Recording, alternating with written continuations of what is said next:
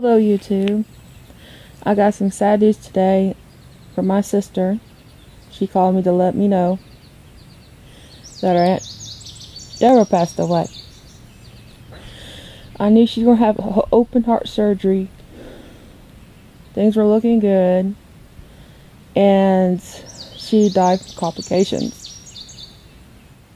She wasn't really our blood aunt, but she spoiled me and my sister like we were her niece.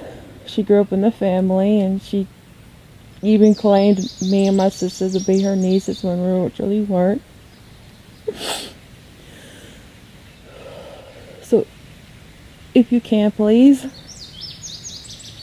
keep my family in your prayers. This has been really hard on us. We all loved her, cared about her. She was a good person, inside and out. Very funny, loving, outgoing. Well, you too. Love you guys. Take care. Bye.